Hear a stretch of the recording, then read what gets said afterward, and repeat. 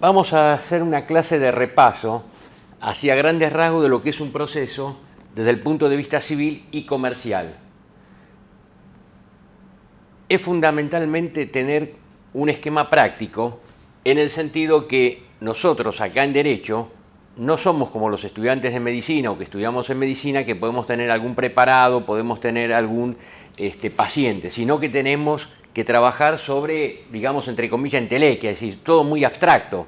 Entonces, para poder ubicarnos en el proceso, hacemos un esquema que no es taxativamente como lo que yo acabo de escribir acá en el pizarrón, pero es para tener la idea de cómo se va elaborando, cómo se va encadenando un proceso civil y comercial.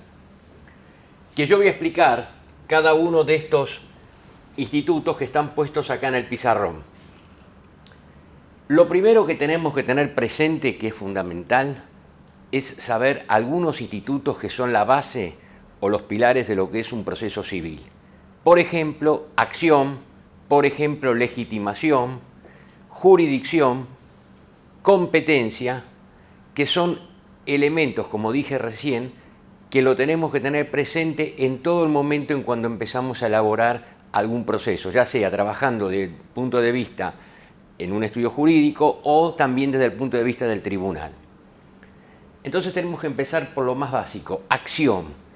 Que acción se ha escrito muchísimas, pero muchísimas teorías sobre lo que es la acción, pero como este es un curso de repaso y algo muy práctico para que tengamos una idea así rápidamente, podemos conceptualizar la acción como un derecho subjetivo constitucional.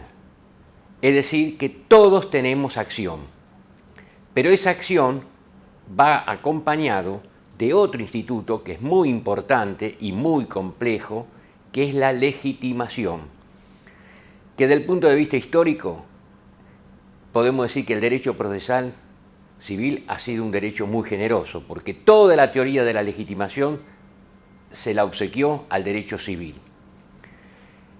Como les dije recién, la legitimación para explicarla es muy complejo. Simplemente para tener una idea de cómo puede funcionar, que quizás no es precisamente el concepto que yo voy a dar, pero para que nosotros tengamos un concepto claro. La legitimación constituye la condición necesaria ¿para qué? Para ejercer la acción. Porque como dije anteriormente, acción tenemos todos, desde el menor de edad, ¿no es cierto?, desde la persona en el que está en el vientre materno. Entonces, todos tienen acción, pero no están legitimados. Por eso decimos que es como la condición, ¿no es cierto?, que se requiere para poder ejercer esa acción. Pero a esos dos institutos de acción y legitimación aparecen los otros dos institutos que son muy importantes, que son la jurisdicción y la competencia. ¿Qué es la jurisdicción? La jurisdicción es decir o declarar el derecho. Pero haciendo un análisis más profundo podemos definir o conceptualizar lo que es la jurisdicción como el poder deber del Estado que a través de su soberanía y por medio de un órgano independiente que viene a ser el Poder Judicial, es el que va a resolver o a dirimir los conflictos suscitados entre las partes y además el juez tiene la finalidad o la función o la facultad que se le otorga para ejecutar las sentencias. Cuando yo dije ese poder deber, ¿a qué se me refiero? Me refiero poder, ¿por qué? Porque nosotros estamos en un estado de derecho en el cual tenemos poder ejecutivo, poder legislativo y poder judicial. Es decir, que es un deber del Estado administrar esa justicia, y es el poder judicial. Y deber, y porque el Estado tiene que asegurar esa administración de justicia en el sentido que si haríamos nosotros justicia por mano propia, imaginemos lo que podría ser. Entonces ese poder deber del Estado, y esto surge del artículo 18 de la Constitución Nacional, cuando precisamente decimos que emana de la soberanía a través de un órgano independiente que es precisamente el Poder Judicial. Y yo dije que tiene que resolver esos conflictos que hay entre las partes y además el único que puede ejecutar una sentencia es el juez. Pero no nos podemos quedar solamente con la acción, como dijimos, legitimación, como acabamos de decir, jurisdicción, sino que aparece el otro instituto también, que es la competencia. ¿Y qué es la competencia? Y la podemos conceptualizar como la facultad o virtud que la ley otorga a los jueces, y acá ponemos entre paréntesis o entre comillas, primera instancia, cerramos, o a los tribunales, y acá ponemos también comillas o entre paréntesis, segunda instancia, es decir, las cámaras de apelaciones, que son tribunales colegiados, para entender en distintas cosas o en distintas etapas de un mismo proceso. Para que nos quede claro, yo dije para entender en distintas cosas. Nosotros sabemos que la competencia se puede dividir en distintas, digamos, etapas, para llamarlo de alguna manera, para que se pueda entender. Tenemos competencia por razones de grado, por razones de territorio, por razones de valor, por razones de la materia. Acá cuando me refiero a distintas cosas, hagamos hincapié en eso, por razones de la materia. ¿Por qué? Y por eso tenemos un fuero penal, un fuero civil, un fuero comercial, contencioso administrativo, para que sea más ordenado esa administración de justicia. Y, además yo dije, o en distintas etapas de un mismo proceso. Significa que cuando yo estoy acá, que viene a ser este esquema, y el juez dicta sentencia, es la primera instancia. Si esa sentencia me ha sido desfavorable, tengo la posibilidad de ir a un tribunal jerárquicamente superior, que es la Cámara de Apelaciones, ya es un tribunal colegiado, es el mismo proceso, pero es otra etapa. Y así podría llegar en otra etapa más a la Corte Suprema. Pero nos quedemos ahí. Bien. Y este esquema que yo hice nos representa lo que nosotros vamos a conocer, lo que es un proceso. Es decir, ¿qué es un proceso? El proceso significa avanzar, ir para adelante. En consecuencia, estos institutos que yo he señalado en esta pizarra, en su conjunto conforman lo que es el proceso. Es decir, es un conjunto de actos jurídicos y procesales que siguen un orden lógico y sistemático hasta culminar con la sentencia. Bien, pero ustedes pueden llegar a leer que existen modos anormales de culminación del proceso, que son las excepciones, que se podrá ver en otra clase. Es decir, que no siguen todo este orden lógico, sino que terminan mucho antes. Pero el 90%, para poner un número, de los procesos que nosotros vemos diariamente en los tribunales, siguen este orden lógico hasta culminar con la sentencia. En consecuencia, ¿qué es el proceso? Es un conjunto de actos procesales y jurídicos que siguen un orden lógico y sistemático hasta culminar con la sentencia. Bien, ¿qué significa esto? Significa la demanda. O sea, yo interpongo la demanda. A este instituto de la demanda le sigue otro instituto, otro acto procesal, que es muy importante, que es la notificación. ¿Por qué es importante? Porque el artículo 18 de la Constitución Nacional asegura lo que se llama el principio de defensa, es decir, o principio de bilateralidad o de contradicción, como lo podemos llamar de estas tres maneras, en el sentido que el juez me tiene que escuchar. Es decir, yo quiero que el juez me escuche en esta interposición de demanda. Y esta notificación, una vez que llega al que presunto demandado, entonces aparece otro instituto procesal, que es la contestación de la demanda y o reconvención, que están establecidos precisamente en el Código Procesal Civil y Comercial, pero que para ahondar en estos institutos nos llevaría a otra clase. Terminada esta etapa de la reconvención, aparece otra etapa, que es la etapa probatoria, que según la mayor parte de los que hacemos derecho procesal, decimos que la parte probatoria es el corazón del proceso. Es decir, nosotros estamos viendo el proceso, entonces, desde esta de la demanda hasta esta etapa, lo podemos llamar la etapa inicial. Esta etapa, que abarca la etapa de la prueba, es la etapa probatoria, y después viene con la resolución la etapa conclusional o etapa final. Pero ojo, cuidado, Estos son los actos procesales que nosotros estamos viendo a grandes rasgos. Por supuesto que hay otros actos intermedios en todo este esquema del proceso, pero esta es la base fundamental para tener idea de cómo es un proceso civil y comercial. O sea, este orden horizontal es lo que se va desarrollando a través de una causa judicial. Bien, ¿por qué yo les dije que la etapa procesal es una etapa muy importante? Porque lo que yo ofrezco acá en la demanda, lo que yo ofrezco en la contestación de la demanda o reconvención, que son las pruebas, después esas pruebas se van a tener que producir en esta etapa. Y acá hagamos un paréntesis, solamente cuando yo inicio la demanda, la única prueba que tengo que acompañar es la prueba documental. ¿Por qué? Y porque tengo que tener, si yo demando a determinada persona, tengo que tener un sustento, tengo que tener algo que el juez pueda ver que justifique esa demanda. Entonces la única que se acompaña es la prueba documental. El resto de las pruebas se ofrece. Y cuando llega la etapa probatoria, artículo 360, que es la llamada audiencia preliminar, es donde ahí se establecen cuáles son las pruebas que se ofrecieron y que el juez va a determinar que se van a producir en esa etapa probatoria. Y una vez que se cierra esa etapa probatoria, bueno, viene la etapa de la sentencia, pero vuelvo a reiterar, hay otros actos acá en intermedio, como por ejemplo los alegatos, etcétera, etcétera. Entonces, repasando lo que hemos visto, acá hay algo que es importante. Acción.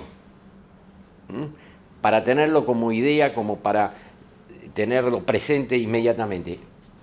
Es un derecho subjetivo constitucional. Por ejemplo, pensemos en el artículo 14 de la Constitución Nacional, que dice que todos los habitantes de la nación argentina gozan de los siguientes derechos conforme a las leyes que reglamentan su ejercicio, a saber, y enumera los derechos. Legitimación, que les dije que es muy complejo y es muy difícil de poder descifrar, pero para que tengamos una idea de lo que de la jurisdicción, de la legitimación, es aquella que constituye la condición necesaria para ¿qué? Para poder ejercer la acción, porque un menor de edad también tiene esa acción, pero no está legitimado, va a necesitar de la tutoría de su padre o de algún juez que le dé, ¿no es cierto?, esa venia judicial. Jurisdicción, decir el derecho, declarar el derecho. Poder, deber del Estado que a través de un órgano independiente que surge del artículo 18 de la soberanía, los jueces van a dirimir esos conflictos suscitados entre particulares y ejecutar esa resolución. Y la competencia, que es la facultad o virtud que la ley le otorga a los jueces para entender en distintas cosas, como dijimos antes, o en distintas etapas de un mismo proceso. Bien, y por último, el otro instituto es qué es el proceso, y que dijimos que es algo que significa avanzar, ir para adelante. Y todos estos conjuntos de actos procesales que tenemos en este esquema constituyen lo que es el proceso. Que para redondear esto del proceso, podemos decir que el proceso se puede clasificar de distintas maneras, pero una clasificación que me es a mí más acorde es que los procesos los podemos clasificar en dos grandes grupos. Uno, lo que llamamos procesos singulares, y otro que llamamos los procesos universales. Dentro de los procesos singulares vamos a tener, por ejemplo, los procesos de conocimiento. Y dentro de los procesos de conocimiento tenemos el proceso ordinario, que es el proceso madre, es decir, en el cual se van a debatir todas las cuestiones importantes del proceso, y el proceso sumarísimo, que es un proceso mucho más abreviado, mucho más breve. Después tenemos los procesos de ejecución, que comprende el juicio ejecutivo, la ejecución de sentencia, procesos ejecutivos especiales, como puede ser la ejecución prendaria, una ejecución hipotecaria, fiscal. Tenemos dentro de los singulares los procesos cautelares,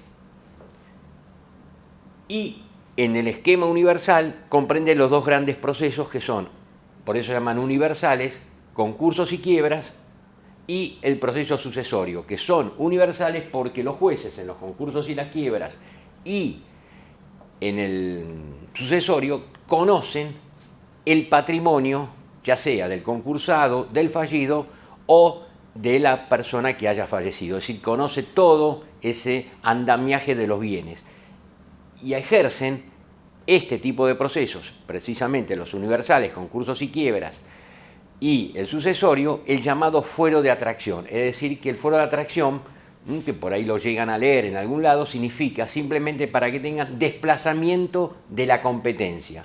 Es decir, si hay una causa en un juzgado de primera instancia, número 18, supongamos, y hay un proceso sucesorio en el juzgado 36, ese proceso sucesorio atrae, por eso se llama atracción, a ese proceso singular. Bien. Vamos a especificar de los conceptos que hemos visto el tema de la jurisdicción. Que ya dimos el concepto básico de lo que era la jurisdicción y vamos a clasificar a la jurisdicción de 3 puntos de vista. Legislativo, administrativo y judicial. ¿Qué significa legislativo? Es aquella jurisdicción en las cuales realiza la actividad el poder legislativo, como por ejemplo en los casos de un juicio político. Y ahí tendríamos que ver algunos de los artículos que están establecidos en la Constitución Nacional, como por ejemplo el artículo 53, 59, 60, etc. Esa sería jurisdicción legislativa. ¿Hay jurisdicción administrativa? Sí, hay, que es aquella en las cuales se lleva a cabo también por el Poder Ejecutivo esa actividad jurisdiccional a través de tribunales administrativos, como por ejemplo los tribunales tributarios, tribunales aduaneros, fiscales, los de falta y contravención, etc. Es decir, son actividades administrativas realizadas por el Estado. Y es algo muy importante, tanto la jurisdicción legislativa como la administrativa, las resoluciones que ellos emanan pueden ser revisables ante los tribunales judiciales. Y ahora viene la que es, digamos, el meollo fundamental de esta materia, que es la jurisdicción judicial, que es precisamente, como lo dice la palabra, es aquella que ejerce la jurisdicción, fundamentalmente el Poder Judicial. ¿Por qué? Y porque es el que tiene esa función jurisdiccional. Y esta función jurisdiccional, generalmente van a encontrar que 2 tipos de clasificación, o que se la puede dividir en nacional, por un lado, y provincial. La nacional, que podemos decir, entre paréntesis, para que nos quede más una idea, federal también, es aquella actividad que se ejercita en nombre de la nación y por lo tanto se extiende a lo largo de todo el territorio de la República Argentina. La otra clasificación, decíamos nacional o federal, es la que se conoce como provincial o local. Es aquella actividad jurisdiccional que se ejercita en el territorio local, es decir, se ejerce en todo, digamos, el territorio de una provincia. Ahora bien, no olvidemos que tanto la jurisdicción nacional como la provincial están establecidas en la Constitución Nacional, artículo 108, el artículo 116, que es muy importante, pero también aparecen en los artículos 5 y en el artículo 75, inciso 11, de la Constitución Nacional. ¿Por qué yo dije el artículo 116 que es importante? Porque es en ese artículo 116 aparece lo que en alguna otra actividad, en alguna otra clase, lo vamos a ver cuando hablemos del recurso extraordinario federal, porque ahí se definen también el tipo de competencia. Y recuerden tener presente que la Corte tiene 2 tipos de competencia. Una es la competencia derivada, que es la que llega a través del recurso extraordinario federal, y la otra es la competencia originaria y exclusiva de la Corte Suprema.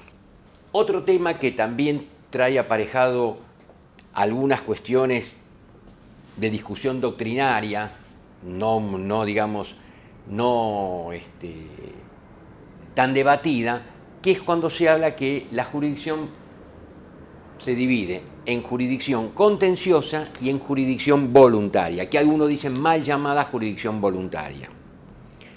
La contenciosa es aquella jurisdicción que aparece en los procesos cuando hay un cierto litigio, es decir, cuando hay controversias, cuando hay conflictos,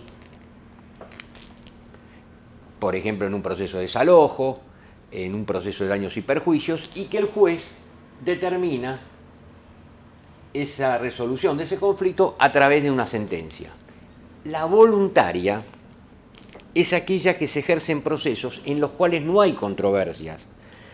Es decir, que la actividad del juez es aquella que consiste solamente en dar autenticidad a un determinado acto o reconocer una situación de hecho. Por ejemplo, en la declaratoria de herederos o una inscripción tardía de un nacimiento. Es decir, que no hay un conflicto para dirimir ese tipo de cuestión.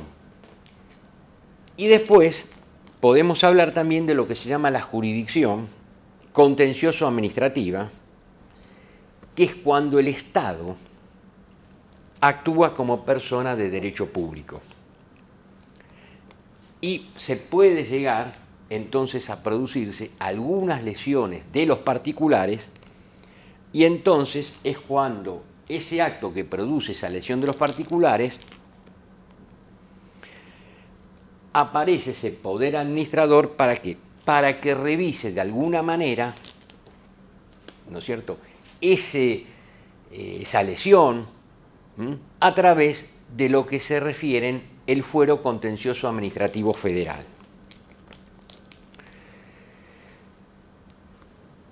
que es cuando precisamente hay alguna de las partes, ¿no es cierto?, pertenece al Estado, como puede ser la nación, un municipio, una provincia, etcétera.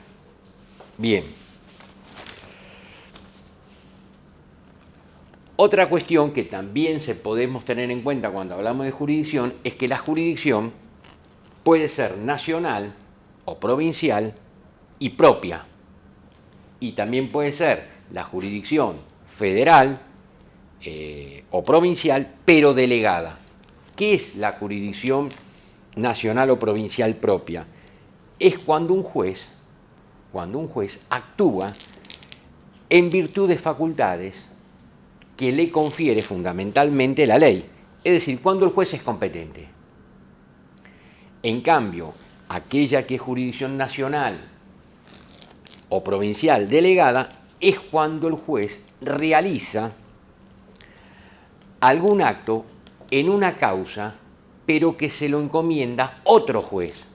Por ejemplo, supongamos que hay una audiencia, cuando acá se ofrecieron testigos y este testigo no vive en el radio de la ciudad de Buenos Aires y vive en la ciudad de Córdoba, se le manda a través de un exhorto o de la ley 22.172 a ese juez de la provincia de Córdoba para que le tome la prueba testimonial a ese testigo que para nosotros es fundamental en el proceso, pero no se domicilia dentro del radio de la ciudad de Buenos Aires.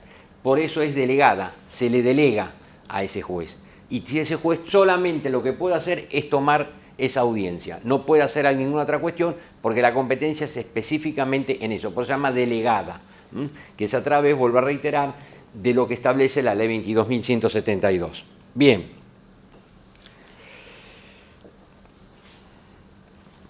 Con esto cerramos lo que podemos hablar a grandes rasgos de lo que es la jurisdicción.